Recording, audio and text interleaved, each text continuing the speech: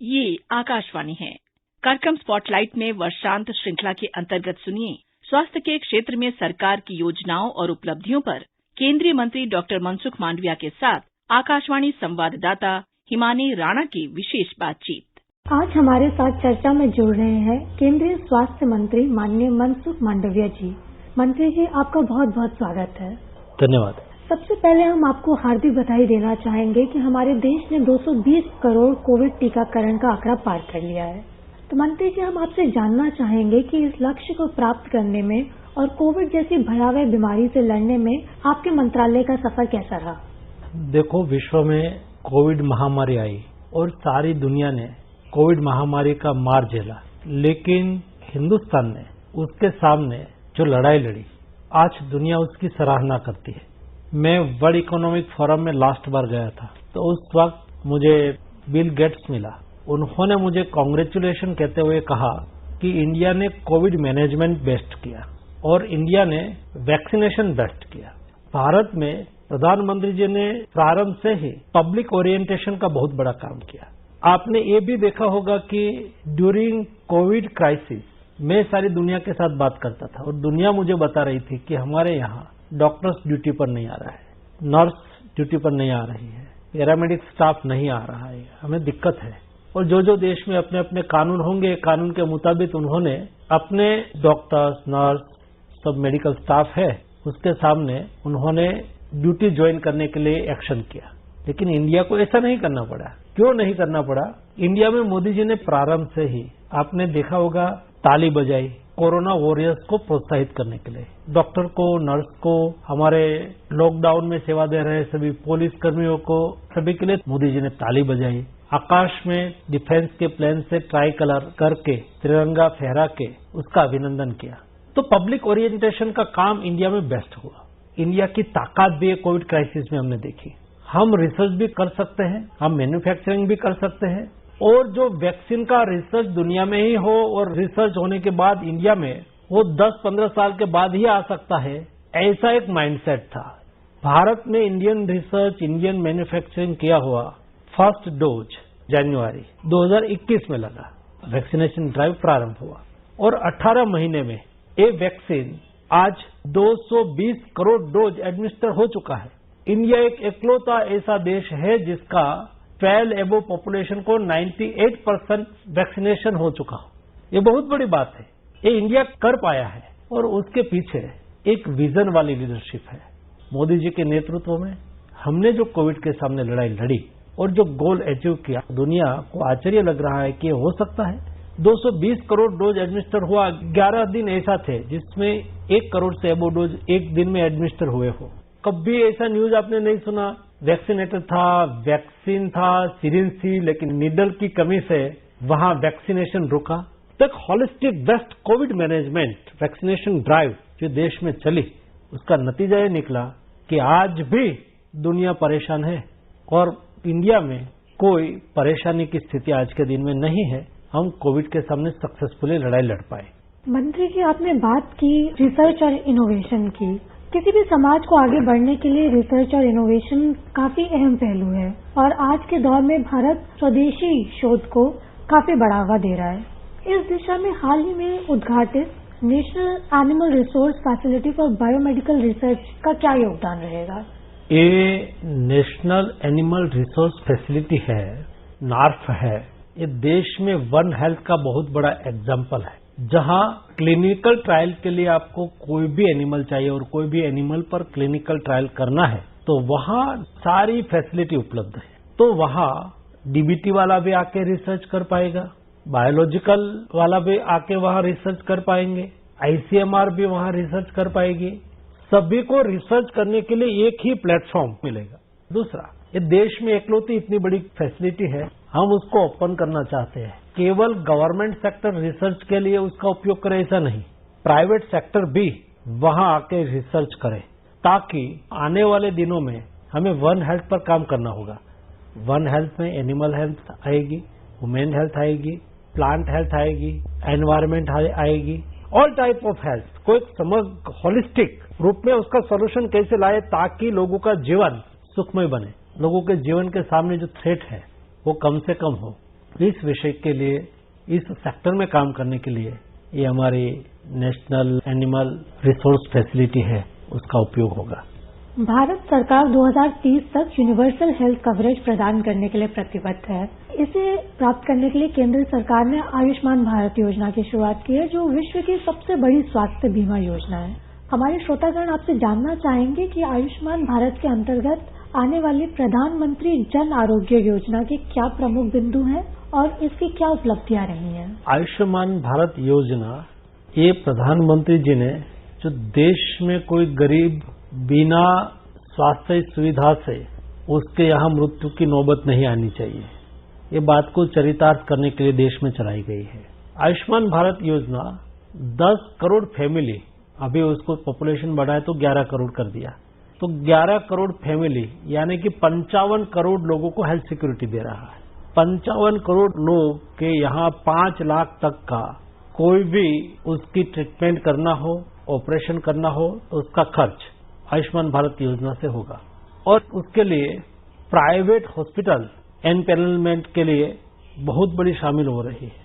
आज मैं आपको बताऊं तो 15 नई प्राइवेट हॉस्पिटल जुड़ रही है डेली। 21,000 से अधिक प्राइवेट और पब्लिक सेक्टर के हॉस्पिटल आयुष्मान भारत योजना से जुड़ी हुई है। डेली 7 से 8 लाख नया कार्ड क्रिएट हो रहा है और आज तक 4.5 करोड़ से अधिक लोगों को स्वास्थ्य सुविधा का लाभ इस योजना के माध्यम से हुआ है। आयुष्मान भारत योजना की ताकत यह है कि देश के गरीब और मध्यम वर्ग के लोग प्राइवेट में भी ट्रीटमेंट लेना चाहे तो प्राइवेट में भी ये फैसिलिटी उपलब्ध है। कई बार सुनने मिलता है और जब मैं अनुभव कथन सुनता हूं लाभार्थी का तो बड़ा सेटिस्फेक्शन होता है और प्रधानमंत्री जी के प्रति आभार का भाव भी व्यक्त होता है कि एक कैसी सोच के साथ बनी हुई योजना है। तो इसलिए ये योजना गरीबों के लिए बहुत महत्व की योजना है। देश में उसकी बहुत प्रशंसा हो रही है और आने वाले दिनों में हम उसका कार्ड बढ़ाने की दिशा में लगे हैं। आज 20 करोड़ कार्ड बन चुका है।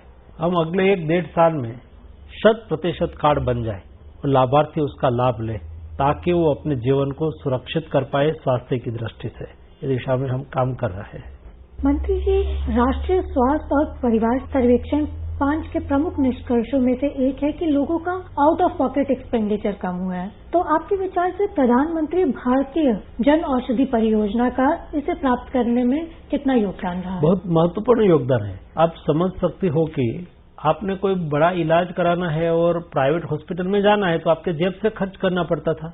आज भी आप प्राइवेट अस्पताल में इलाज करवा रहे हैं लेकिन आपके पॉकेट से नहीं जाता है, वो गवर्नमेंट की तिजोरी से जाता है, तो पैसा बचता है। पॉकेट से एवरेज जो हम 2014 के सापेक्ष में 2020 ले, 2022 ले तो 20-25% सापेक्ष में हम काउंट करें तो 20 से 25% खर्च कम हुआ है। ये बहुत बड़ी बात है और हम उसको और कम करना चाहते हैं ताकि गरीब लोगों को दिक्कत ना हो और उसका जीवन सरल बने। भारत के स्वास्थ्य ढांचे में एक बड़ा सुधार लाने के मकसद से स्वास्थ्य मंत्रालय की एक अहम परियोजना है प्रधानमंत्री Ayushman Bharat health infrastructure mission, जिसे लगभग 64,000 करोड़ के परिव्यय के साथ लॉन्च किया गया है। मंत्री जी, हमें बताएं कि कैसे ये मिशन देश के स्वास्थ्य ढांचे की तस्वीर को बदलने में सहायक होगा। ये Ayushman Bharat health infrastructure mission, ये योजना के मुख्य बिंदु के बारे में हम बात करें तो एक डिस्ट्रिक्ट में एवरेज 100 करोड़ रुपया खर्च होना है, 64,000 करोड़ रुपीज, और हमारा 700 अबव डिस्ट्रिक्ट तो 100 करोड़ रुपया मिनिमम खर्च होना है। एक ब्लॉक लेवल पर सरकार की बनाई हुई एक लेबोरेटरी हो, वहां 36 टाइप के टेस्ट हो जाए, सर्वेलेंस के लिए बहुत जरूरी होता है। उसके ऊपर डिस्ट्रिक्ट लेवल पर एक बड़ी एपिडेमियोलॉजी लेबोरेटरी हो, वहां 125-200 टाइप के टेस्ट हो जाए। उससे 2 फायदा होगा। एक तो ब्लॉक लेवल और डिस्ट्रिक्ट लेवल की लेबोरेटरी के बीच में सिनर्जी होगी ताकि सर्वेलेंस सिस्टम हम स्ट्रांग कर पाए। कोई नया डिसीज दिखा तो तुरंत ही ये सरकारी सिस्टम में आ जाएगा कि ये टाइप का आउटब्रेक कुछ दिखाई दे रहा है। दूसरा, हर डिस्ट्रिक्ट में 100 बेड का एक क्रिटिकल केयर यूनिट बनाया जाएगा। क्रिटिकल केयर यूनिट में एकदम अद्यतन वेंटिलेटर से लेके ऑक्सीजन से लेके ऑल टाइप ऑफ सुविधा उसमें हो। स्टेट लेवल और रीजनल लेवल पर एक बड़ी लेबोरेटरी हो, रिसर्च सेंटर हो, जो ब्लॉक टू डिस्ट्रिक्ट टू एक रीजन को जोड़े, 3-4 स्टेट को जोड़े और उसको सेंट्रल ICMR की लैब के साथ उसको जोड़ा जाए ताकि सर्वेलेंस सिस्टम को स्ट्रांग बनाई जाए, हेल्थ इंफ्रास्ट्रक्चर को मजबूत किया जाए, लोगों की सुविधा को बढ़ोतरी उससे ऑटोमेटिक हो जाए। इस टाइप के बिंदु को लेते हुए नेशनल हेल्थ इंफ्रास्ट्रक्चर मिशन हमने चलाया है। 5 साल में 64,000 करोड़ रुपया का खर्च हमें Ayushman Bharat national health infrastructure mission के तहत करना है। यदि हम संक्रामक रोगों की बात करें तो हमारे देश में अन्य सभी संक्रामक रोगों से टीबी से होने वाली मौतों की संख्या सबसे ज्यादा है। भारत में दुनिया के कुल टीबी रोगियों का लगभग 25% है। तो 2025 तक हमारे देश को टीबी मुक्त बनाने के लिए प्रधानमंत्री की टीबी मुक्त भारत अभियान के तहत हमारा क्या रोड मैप है? देश को टीबी मुक्त करना बहुत आवश्यक है। ग्लोबल गोल है टीबी को 2030 में दुनिया से टीबी को मुक्ति मिले, लेकिन हमारे प्रधानमंत्री जी ने उससे एडवांस गोल फिक्स किया और कहा कि 2025 दिसंबर तक देश को टीबी मुक्त करना है। और प्रधानमंत्री जी ने जो विचार रखा उसको चरितार्थ करने के लिए हमारी मिनिस्ट्री ने कई इनिशिएटिव लिए। आज सरकार की ओर से टीबी पेशेंट को फ्री मेडिसिन दी जाती है। सरकार की ओर से निक्षय पोषण योजना के तहत उसको अकाउंट में 500 रुपीज प्रति महीने दिया जाता है। लेकिन उससे आगे बढ़ के हम पब्लिक पार्टनरशिप कैसे करें, और इसलिए हमने निक्षय मित्र योजना आदरणीय राष्ट्रपति जी के द्वारा लॉन्च करवाई। ज्यादातर टीबी पेशेंट न्यूट्रिएंट डिफिशियंसी से होता है। जो न्यूट्रिएंट डिफिशियंसी होती है उसको टीबी जल्दी लग जाती है। तो ऐसे लोगों को हम न्यूट्रिएंट फूड की हर महीने 1 किट 6 महीने तक कंटिन्यूस देते रहे। तो हमारे निक्षय मित्र के लिए हमने जो आह्वान किया, 15 दिन में 44,000 सब लोग सामने आए और सभी टीबी पेशेंट को गोद ले लिया। और मुझे पूरा विश्वास है कि देश 2025 अंत तक के लोग भागीदारी से टीबी मुक्त हो जाएंगे। 1 दिसंबर को भारत ने G20 की अध्यक्षता ग्रहण की है। तो भारत की G20 अध्यक्षता में डिजिटल स्वास्थ्य एक प्रमुख प्राथमिकता है। तो हम आपसे जानना चाहेंगे कि आयुष्मान भारत डिजिटल मिशन भारत के लिए एक मजबूत और इंक्लूसिव डिजिटल हेल्थ इकोसिस्टम के निर्माण में कैसे मदद करेगा? आज हम ABDM Ayushman Bharat digital mission के द्वारा देश में आयुष्मान भारत हेल्थ अकाउंट आभा अकाउंट क्रिएट कर रहे हैं। आभा अकाउंट में हमने कोई ट्रीटमेंट लिया हो, हमारा कोई डॉक्यूमेंट हो, हमारी कोई ट्रीटमेंट चल रही हो, उसका सारा डॉक्यूमेंट अभी हमें फाइल में लेके घूमना नहीं पड़ेगा। आपकी कंसर्न के आधार पर ही आपका हेल्थ रिकॉर्ड को देख पाएंगे। उसका फायदा यह होगा कि समझ लो कि कोई डेटा उसमें से ट्रांसफर करने की बात करें या तो हैक करने की, तो भी हो नहीं पाएगा क्योंकि वो तो केवल पाइपलाइन है। आपका रिकॉर्ड आपके पास है, उसके पास नहीं है। तो ये आभा अकाउंट का एक तो बहुत बड़ा उपयोग आने वाले दिनों में होना है। आज कई अस्पताल में चालू भी हो गया और आप शायद 20 करोड़ से अबव आभा अकाउंट ओपन भी हो चुके हैं।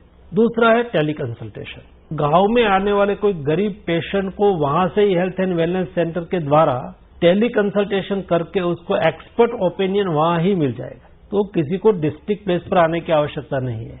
प्राइमरी ट्रीटमेंट और प्राइमरी ओपिनियन भी उसको वहां से ही मिल जाएगा। तो डिजिटल सेक्टर में हमारा ई संजीवनी प्लेटफॉर्म जो टेली कंसल्टेशन के लिए बनाया हुआ है, एक बहुत बड़ा महत्वपूर्ण प्लेटफॉर्म है। कुल मिला के डिजिटल हेल्थ G20 में एक महत्वपूर्ण विषय है। G20 इंडियन प्रेसिडेंसी में दुनिया इंडिया का सॉफ्ट पावर देखेगी, इंडिया की डाइवर्सिटी देखेगी, इंडिया का कल्चर देखेगी। सारे देश में अलग अलग सिटी में कोई न कोई कार्यक्रम आयोजित किया है। 1 लाख नियरेस्ट लोग G20 के एक ईयर के दरमियान इंडिया की विजिट करने वाले हैं, जो इंडिया को देखेंगे। हेल्थ सेक्टर देखेगा, एग्रीकल्चर सेक्टर देखेगा, इंडिया की डेमोक्रेसी देखेंगे, इंडिया की डाइवर्सिटी देखेंगे, इंडिया का कल्चर देखेंगे। ये सब दिखाने का यह अवसर है और मैं मानता हूं कि इंडिया की G20 की प्रेसिडेंसी इंडिया का डेवलपमेंट के लिए, विश्व में इंडिया की शाख को बढ़ाने के लिए महत्वपूर्ण साबित होगी। आकाशवाणी से बात करने के लिए बहुत बहुत धन्यवाद। धन्यवाद। अभी आप सुन रहे थे वर्षांत श्रृंखला के अंतर्गत स्वास्थ्य के क्षेत्र में सरकार की योजनाओं और उपलब्धियों पर केंद्रीय मंत्री डॉक्टर मनसुख मांडविया के साथ आकाशवाणी संवाददाता हिमानी राणा की विशेष बातचीत। ये कार्यक्रम आकाशवाणी के समाचार सेवा प्रभाग द्वारा प्रस्तुत किया गया। इसे आप हमारे mobile app news on AIR और YouTube channel news on AIR official पर भी सुन सकते हैं।